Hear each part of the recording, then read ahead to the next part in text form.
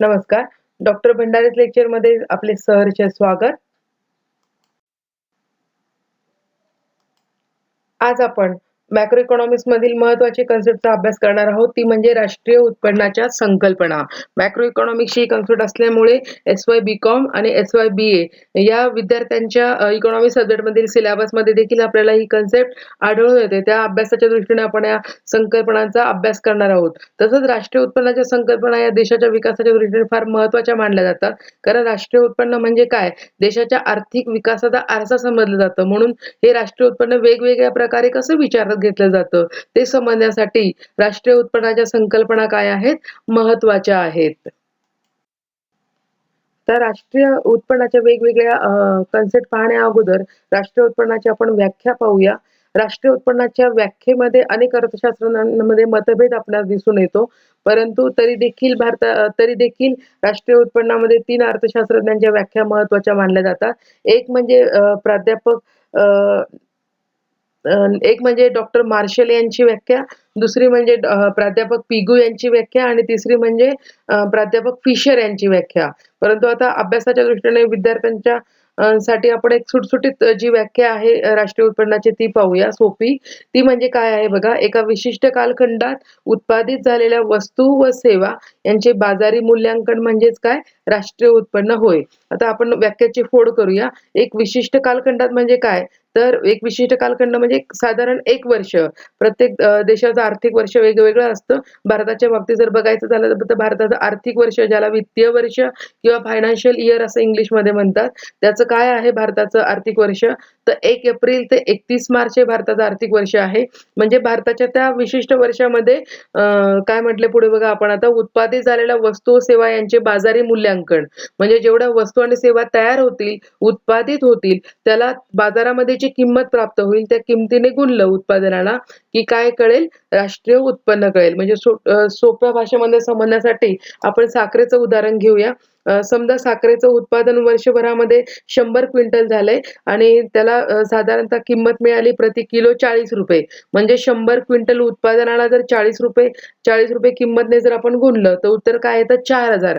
म्हणजे हे 4,000 काय झालं? साखरेचं राष्ट्रीय उत्पन्न झालं.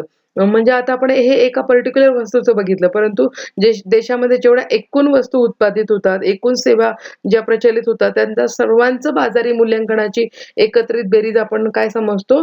राष्ट्रीय उत्पन्न समजतो. अशी सुटसुटीत व्याख्या आपल्याला राष्ट्रीय उत्पन्नाची करता येते. आता आपण प्रथम पहिली कन्सेप्ट बघूया. ती म्हणजेच काय? स्थूल राष्ट्रीय उत्पन्न किंवा स्थूल राष्ट्रीय उत्पादन असं त्याला म्हणतात. शॉर्ट फॉर्म त्याचा आहे जी-एन-पी आणि फुल फॉर्म त्याचा आहे ग्रॉस नॅशनल प्रॉडक्ट. आता स्थूल राष्ट्रीय उत्पन्न म्हणजे काय? तर त्याचा अर्थ बघत असताना आपण जी राष्ट्रीय उत्पन्नाची कॉमन व्याख्या घेतली, की एका विशिष्ट वर्षामध्ये जेवढ्या वस्तू सेवा उत्पादित होतात त्यांचे बाजारी मूल्यांकन म्हणजेच काय घेतलं आपण? राष्ट्रीय उत्पन्न होय. हीच व्याख्या कसली आहे? स्थूल राष्ट्रीय उत्पादनाची किंवा स्थूल राष्ट्रीय उत्पन्नाची आहे. म्हणजेच आपल्याला स्थूल राष्ट्रीय उत्पन्न कशा पद्धतीने काढलं जातं ते पाहायचं जर झालं, तर बघा काय आहे त्याचं सूत्र. कारण प्रत्येक कन्सेप्ट समजण्यासाठी त्याचं सूत्र बघणं आपल्याला काय आहे? गरजेचं आहे. म्हणून आता आपण स्थूल राष्ट्रीय उत्पन्नाचं काय बघूया? सूत्र पाहूया. बघा सूत्र काय आहे? GNP is equal to GDP plus in bracket X minus M bracket complete plus D. आता बघूया आपण याची प्रत्येक घटकाची फोड बघूया. पहिलं आपल्याला जी-एन-पीचा फुल फॉर्म बघितलाच आहे सुरुवातीला आपण. तो म्हणजे काय? ग्रॉस नॅशनल प्रॉडक्ट, स्थूल राष्ट्रीय उत्पादन. आता स्थूल राष्ट्रीय उत्पादन कसं काढलं जातं? तर इज इक्वल टू काय घेतलं आपण? जी-डी-पी. जी-डी-पीचा फुल फॉर्म काय आहे? ग्रॉस डोमेस्टिक प्रॉडक्ट, ज्याला मराठीमध्ये काय म्हणतात? स्थूल देशांतर्गत उत्पादन. आता जी-डी-पी हा देशाच्या आर्थिक विकासाच्या दृष्टीने किंवा राष्ट्रीय उत्पन्नामध्ये खूप महत्त्वाची कन्सेप्ट आहे. परंतु ज्यावेळेस आपण जी-एन-पीच्या दृष्टीने ती पाहूया, तर त्या जी-डी-पीमध्ये अजून काही घटक त्याच्यामध्ये काय होणार आहे? ॲड होणार आहे. परंतु जी-डी-पी का महत्त्वाचा आहे देशाच्या आर्थिक विकासामध्ये? तर जी-डी-पी म्हणजे काय? किंवा स्थूल देशांतर्गत उत्पादन म्हणजे काय? तर देशातील नागरिकांनी देशाच्या भौगोलिक सीमेच्या आत मिळवलेल्या उत्पन्नाला काय म्हणतात? जीडीपी म्हणतात. म्हणजे भारताची जी भौगोलिक सीमा आहे त्या भौगोलिक सीमेच्या आतच जे उत्पन्न मिळवलं जाईल नागरिकांकडनं त्याचा समावेश कशामध्ये होईल? जीडीपी मध्ये होईल. बाहेरच्या देशातलं आपल्या नागरिकांना जर उत्पन्न मिळत असेल तर त्याचा समावेश जीडीपी मध्ये होणार नाही. जीडीपी मधनं नेमकं देशामध्ये किती उत्पन्न झालेलं उत्पादन झालेलं आहे, त्याच्यातून किती उत्पन्न मिळालेलं आहे याची कल्पना येत असल्यामुळे जीडीपी ही कन्सेप्ट राष्ट्रीय उत्पन्नाच्या संकल्पनेमध्ये फार महत्वाची आहे. परंतु ज्यावेळेस आपण आता जसं म्हटलं की जीएनपीच्या दृष्टीने आपल्याला त्याच्यामध्ये अजून काही घटक जे ऍड होतात त्याचा विचार करायचा आहे. म्हणून सूत्रामध्ये काय बघितलंय आपण? जीडीपी प्लस आता पुढचं काय आहे? X minus M. एक्स म्हणजे एक्सपोर्ट निर्यात आणि एम म्हणजे इम्पोर्ट आयात. आता आपण याच्यामध्ये असं का घेतलंय? निर्यात वजा आयात का घेतलेलं आहे? तर एक लक्षात ठेवा, निर्यात वजा आयात घेण्यामागचं पर्पज काय आहे? तर जेव्हा म्हणजे भारताच्या बाबतीत बोलायचं झालं तर निर्यात जेवढी जास्त राहील आणि आयात जेवढी कमी राहील तेवढी ती रक्कम जीएनपी मध्ये ऍड होईल आणि या उलट आयात जेवढी जास्त आणि निर्यात जेवढी कमी राहील तेवढी ती रक्कम जीएनपी मधनं काय होईल? मायनस होईल. म्हणजे उदाहरणार्थ सुटसुटीत उदाहरण घेऊया. समजा भारताची एका आर्थिक वर्षामध्ये निर्यात आहे 5 कोटी आणि त्याची आयात आहे समजा 2 कोटी. तर काय होईल आता इथे उदाहरणामध्ये 5 कोटी मायनस 2 कोटी म्हणजे उत्तर काय आलं? 3 कोटी. म्हणजे येणारं उत्तर धनात्मक असल्यामुळे ते उत्तर आपल्या स्थूल राष्ट्रीय उत्पादनामध्ये काय केलं जाईल? मिळवलं जाईल. ती रक्कम आपल्या स्थूल राष्ट्रीय उत्पादनामध्ये मिळवली जाईल. म्हणजे स्थूल राष्ट्रीय उत्पादनामध्ये ज्यावेळेस निर्यात जास्त राहील त्यावेळेस स्थूल राष्ट्रीय उत्पादनामध्ये काय होईल? वाढ होईल. या उलट आपण बघूया. समजा आता या उलट जर आपली भारताची आयात आहे समजा एका विशिष्ट वर्षामध्ये 5 कोटी आणि त्याची समजा निर्यात आहे 2 कोटी. तर आता या ठिकाणी काय होईल? आयात 5 कोटी आहे आणि निर्यात किती आहे? 2 कोटी होईल. आता सूत्रामध्ये मात्र आपल्याला काय करायचंय? निर्यात वजा आयात करायचंय. म्हणजे आता इथे काय होईल? 2 कोटी मायनस 5 कोटी म्हणजे उत्तर काय? मायनस 3 कोटी. आता हे -3 कोटी जे उत्तर येईल म्हणजे ही जी -3 कोटी आपली रक्कम येईल, ही रक्कम जीएनपी मध्ये मिळवली जाईल का? नाही मिळवली जाणार. ती त्याच्यातनं काय होईल? मायनस होईल. म्हणजे जीएनपी जितका आलेला असेल तेवढ्या त्या एकूण रकमेतनं उलट 3 कोटी रक्कम काय होईल? वजा होईल. म्हणजेच जर आपली आयात जास्त असेल तर जीएनपी कमी होतो आणि निर्यात जास्त असेल तर जीएनपी वाढतो. म्हणून आपण सूत्रामध्ये असं एक्स मायनस एम घेतो. त्याच्यानंतर पुढे काय म्हटलं आपण? Plus D. D for depreciation म्हणजेच घसारा. भांडवली वस्तूची झीज किंवा नव्याने भांडवली वस्तू खरेदी करण्यासाठी जी विशिष्ट रक्कम उत्पादकाच्या उत्पन्नामधून बाजूला काढून ठेवली जाते त्याला काय म्हटलं जातं? घसारा असं म्हटलं जातं. त्याच्यामुळे घसाऱ्याची जी रक्कम आहे ती रक्कम जरी बाजूला काढून ठेवली जात असली तरी सुद्धा ती जीएनपी मध्ये काय केली जाते? मिळवली जाते. कारण उत्पादकाच्या उत्पन्नाचा शेवटी तो काय असतो? एक भाग असतो. म्हणून डिप्रिसिएशन किंवा घसारा सुद्धा जीएनपी मध्ये काय केला जातो? कॅल्क्युलेट केला जातो. म्हणूनच त्याला सगळ्याच गोष्टींचा विचार याच्यामध्ये होत असल्यामुळे म्हणूनच त्याला काय म्हटलं जातं? स्थूल राष्ट्रीय उत्पन्न म्हटलं जातं. म्हणजे स्थूल या शब्दाचा अर्थच काय केला जातो? सर्व एकत्रित उत्पन्न. त्यानंतर पुढची जी कन्सेप्ट आपण पाहणार आहोत ती म्हणजेच निव्वळ राष्ट्रीय उत्पन्न. शॉर्ट फॉर्म त्याचा आहे नेट नॅशनल प्रॉडक्ट. फुल फॉर्म त्याचा आहे नेट नॅशनल प्रॉडक्ट आणि शॉर्ट फॉर्म त्याचा आहे एनएनपी. आता जीएनपी जर आपल्याला परफेक्ट कळला तर एनएनपी कळणार आहे. हे सगळ्यात महत्त्वाचं लक्षात घ्या. कारण एनएनपीचं सूत्रच काय आहे बघा? NNP is equal to GNP minus D. आता म्हणजेच काय? ग्रॉस नॅशनल प्रॉडक्ट मधनं डी मायनस करायचं आहे. म्हणजे जो आपण ग्रॉस नॅशनल प्रॉडक्टच्या सूत्रामध्ये प्लस डी केला होता म्हणजे घसारा जो जीएनपी मध्ये घेतला होता तो त्याच्यातनं फक्त काय करायचं आहे? काढून टाकायचं आहे. बाकी जीएनपी मध्ये जे आपण बाकीचं घेतलं होतं जीडीपी असेल एक्स मायनस एम म्हणजे ती जी रक्कम येणार आहे निर्यातीतून आयात वजा केल्यानंतर ती रक्कम असेल. या सर्व गोष्टींचा त्याच्यामध्ये विचार होत होता तसंच तो एनएनपी मध्ये सुद्धा केला जाईल. मात्र फक्त डी म्हणजे घसारा जीएनपी मधनं मायनस केला जाईल. कारण घसारा मायनस करण्यामागचं कारण काय आहे? आता घसारा म्हणजे आपण ऍक्च्युअल काय बघितलं की भांडवली वस्तूची झीज म्हणून जी रक्कम बाजूला काढून ठेवली जाते त्याला काय म्हटलं जातं? घसारा म्हटलं जातं. म्हणजे उदाहरणार्थ बघा, एखाद्या उत्पादन संस्थेमध्ये यंत्रसामग्री असेल, वाहतुकीचं साधन असेल, की त्याच्यामध्ये ते भांडवल रक्कम ओतत असतील. त्याच्यानंतर त्यांची यंत्रसामग्रीसाठी जी रक्कम ओतली जाईल त्याला सुद्धा भांडवली रक्कम म्हटली जाईल. मात्र आता काय आहे, हे उदाहरणार्थ यंत्रसामग्री जर घेतली तर यंत्रसामग्रीचं जे भांडवली एक विशिष्ट आयुष्य असतं, त्याचं भांडवली वस्तूचं आयुष्य संपलं, की पुन्हा ती वस्तू नव्याने काय करावी लागते? खरेदी करावी लागते. म्हणजे समजा एखादं यंत्र घेतलं असेल उत्पादकाने एखाद्या उत्पादन संस्थेमध्ये आणि त्या यंत्राची लाईफ किंवा भांडवली आयुष्य जर 10 वर्ष असेल, तर 10 वर्षानंतर पुन्हा नव्याने ते यंत्र काय करावं लागेल? खरेदी करावं लागेल. आणि समजा उदाहरणार्थ सोपं सुटसुटीत आपण बघूया, की एखाद्या यंत्राची किंमत समजा आहे 10 कोटी रुपये. तर त्याचं भांडवली आयुष्य जर 10 वर्षाचं मानलं, तर दरवर्षी त्याच्या मिळणाऱ्या उत्पन्नातून किंवा त्या उत्पादकाच्या नफ्यातनं दरवर्षी 1 कोटी रक्कम काय केली जाईल? बाजूला काढून ठेवली जाईल. पण 1 कोटी हा उत्पन्नाचा भाग असल्यामुळे तो जी-एन-पीमध्ये विचारात घेतला जातो. मात्र एन-एन-पीमध्ये विचारात घेतला जात नाही. कारण एन-एन-पीवरनं आपल्याला काय समजतं? देशाचं निव्वळ राष्ट्रीय उत्पन्न समजतं आणि घसाऱ्यापोटी जी रक्कम बाजूला काढून ठेवली जाते, जी उत्पन्नाचा भाग म्हणून ज्यावेळेस आपण निव्वळचा विचार करतो, तो उत्पन्नाचा भाग म्हणून गणला जात नाही. म्हणूनच घसाऱ्याची रक्कम काय केली जाते? एन-एन-पी मधनं मायनस केली जाते. म्हणजेच जी निव्वळ राष्ट्रीय उत्पन्नाची संकल्पना आहे, ती जी-एन-पी पेक्षा अधिक व्यापक आहे. कारण एखाद्या देशाचं निव्वळ वास्तव राष्ट्रीय उत्पन्न आपल्याला एन-एन-पी वरनं काय होतं? यानंतर आता पुढची जी कन्सेप्ट आपण पाहणार आहोत, ती म्हणजेच दरडोई उत्पन्न. ज्याचा शॉर्ट फॉर्म आहे पी-सी-आय आणि त्याचा फुल फॉर्म आहे पर कॅपिटा इन्कम. आता पर कॅपिटा इन्कम म्हणजेच दरडोई उत्पन्नाची व्याख्या बघा काय केली जाते. एखाद्या विशिष्ट वर्षातील देशातील लोकांचे सरासरी उत्पन्न म्हणजेच दरडोई उत्पन्न होय. म्हणजेच दरडोई उत्पन्न हे देशातील प्रत्येक व्यक्तीला मिळणारे सरासरी उत्पन्न असणारे त्याला प्रतिमानसी उत्पन्न असे देखील म्हटले जाते. म्हणजेच दरडोई उत्पन्नाला प्रतिमानसी उत्पन्न ही कन्सेप्ट देखील काय केली जाते? वापरली जाते. आता पी-सी-आय दरडोई उत्पन्नाची व्याख्या काय आहे? आपण पाहूया. आपल्या सूत्रामध्ये चुकून इथे सीचा अंतर्भाव करायचा राहिलेला आहे. परंतु आपल्याला फुल फॉर्ममध्ये दिसतोय पर कॅपिटा इन्कम म्हणजे त्याचा शॉर्ट फॉर्म काय राहील? पी-सी-आय राहील. आता पी-सी-आयचं सूत्र काय आहे आपण ते पाहूया. बघा पी-सी-आय इज इक्वल टू राष्ट्रीय उत्पन्न भागिले लोकसंख्या म्हणजेच राष्ट्रीय उत्पन्न भागिले लोकसंख्या म्हणजेच काय? लोकसंख्येने राष्ट्रीय उत्पन्नाला भागलं की काय कळतं? देशाचं दरडोई उत्पन्न कळतं. आता राष्ट्रीय उत्पन्नापेक्षाही दरडोई उत्पन्न देशाच्या दृष्टीने जास्त महत्त्वाचं असतं. कारण आपण बघा कुठल्या देशाचा किती आर्थिक विकास झाला आहे त्याच्यावरून एखादा देश विकसित किंवा विकसनशील आहे असं आपण म्हणतो.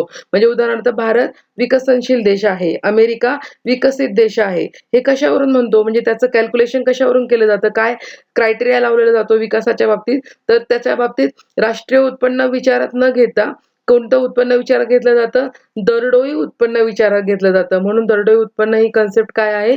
महत्त्वाची आहे. म्हणजे उदाहरणार्थ समजा बघा कोणता देश विकसनशील आहे हे बघण्यासाठी साधारणतः विकसनशील देशाची ढोबळमानाने व्याख्या काय केली जाते बघा. ज्या देशांचं दरडोई उत्पन्न अमेरिकेच्या दरडोई उत्पन्नाच्या 1/4 पेक्षा काय आहे? कमी आहे. तो देश विकसनशील देश म्हणून गणला जातो. म्हणजे विकसनशील देश आहे हे समजण्यासाठी सुद्धा दरडोई उत्पन्न विचारात घेतलं जातं राष्ट्रीय उत्पन्नाच्या ऐवजी. म्हणजे दरडोई उत्पन्न वरूनच देशाचा खरा विकास किती झाला आहे हे समजत असल्यामुळे प्रत्येक माणसाच्या उत्पन्नाचा याच्यात विचार केला जात असल्यामुळे दरडोई उत्पन्न काय आहे? महत्त्वाचं आहे. आता बघा दरडोई उत्पन्नाचं कसं काढलं जातं आपण हे बघितलं सूत्र, की राष्ट्रीय उत्पन्नाला काय केलं जातं? लोकसंख्येने भागलं जातं. म्हणजे आता इथे लक्षात घ्या, की राष्ट्रीय उत्पन्न जितकं जास्त असेल आणि त्याला लोकसंख्येने भागलं, की उत्तर जेवढं येईल ते आपण काय समजलं जाऊ? दरडोई उत्पन्न. आता काय होतं विकसित देशांच्या बाबतीमध्ये जर आपण विचार करायचं झालं, तर त्यांचं राष्ट्रीय उत्पन्न कसं असतं? जास्त असतं आणि त्यांची लोकसंख्या कशी असते? कमी असते. म्हणून त्यांचं दरडोई उत्पन्न सुद्धा काय येतं? जास्त येतं. भारताच्या बाबतीत बोलायचं झालं तर भारताचं सुद्धा राष्ट्रीय उत्पन्न काय आहे?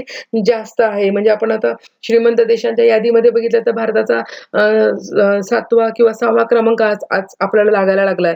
म्हणजे राष्ट्रीय उत्पन्न भारताचं जास्त आहे. मात्र तरी देखील भारताचं दरडोई उत्पन्न काय येतं? कमी येतं. कारण भारताची लोकसंख्या कशी आहे? जास्त आहे.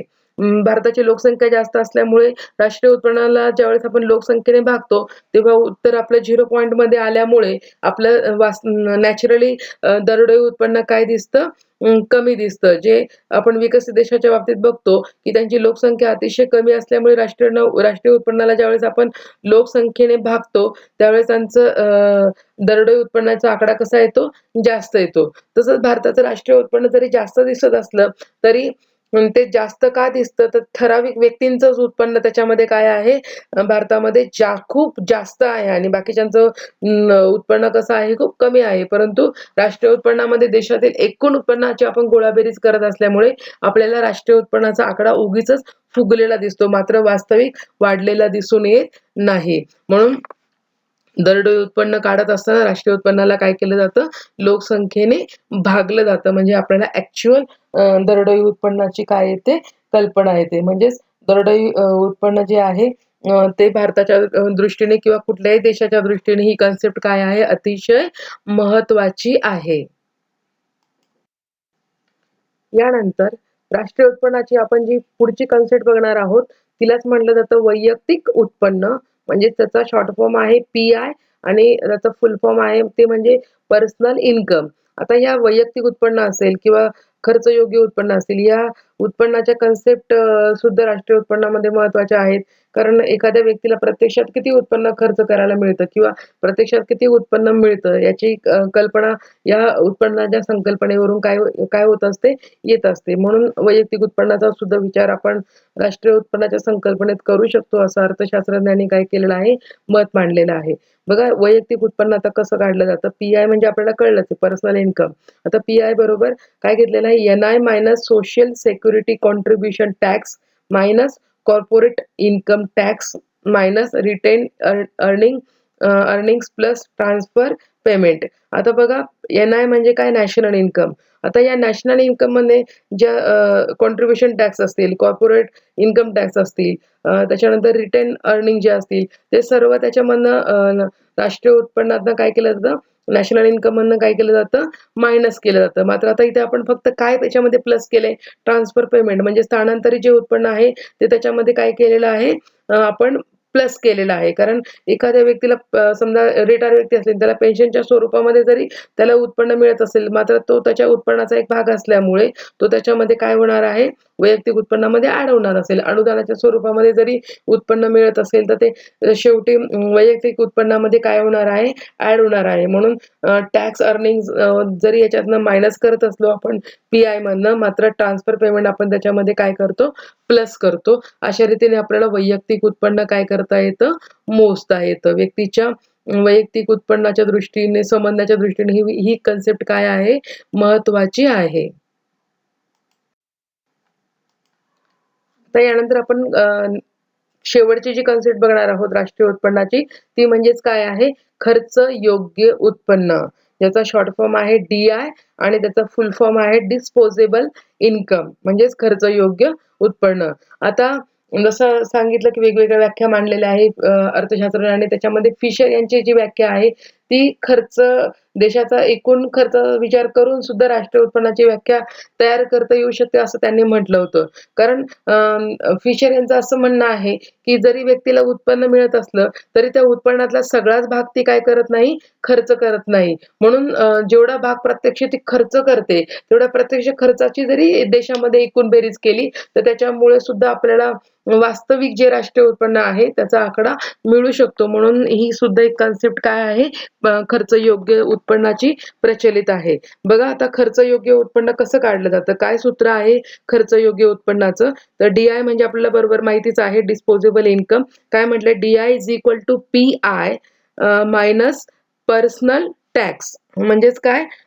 पर्सनल इन्कम मधून काय मायनस करायचंय? पर्सनल टॅक्स मायनस करायचा आहे. म्हणजे व्यक्तीला जे वैयक्तिक उत्पन्न मिळेल, त्या वैयक्तिक उत्पन्नामधून तिला जो इन्कम टॅक्स किंवा वस्तू व सेवा खरेदी करताना जो टॅक्स द्यावा लागतो, तो टॅक्स त्याच्यातनं काय करायचा आहे? मायनस करायचा आहे. आणि तो मायनस केल्यानंतर प्रत्यक्ष खर्च करण्यासाठी जो प्रत्यक्ष खर्च करण्यासाठी जी रक्कम त्याच्या हातात राहील, त्यालाच काय म्हटलं जाईल?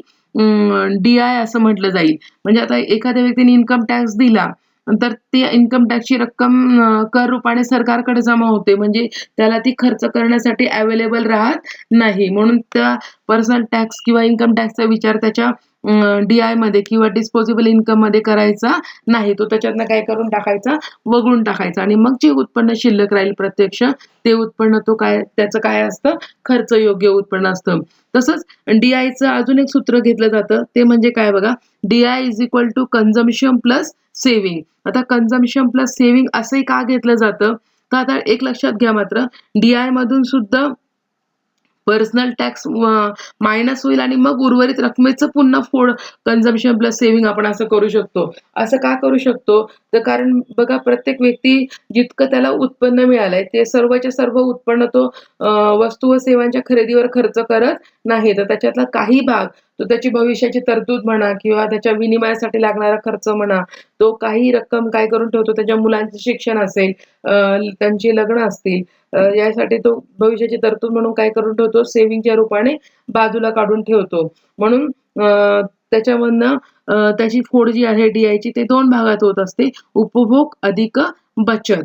म्हणून आपण डी-आयचं असं सुद्धा सूत्र काय करू शकतो, पाहू शकतो. म्हणूनच खर्चयोग्य उत्पन्नाचे आपण 2 प्रकारे विचार करू शकतो.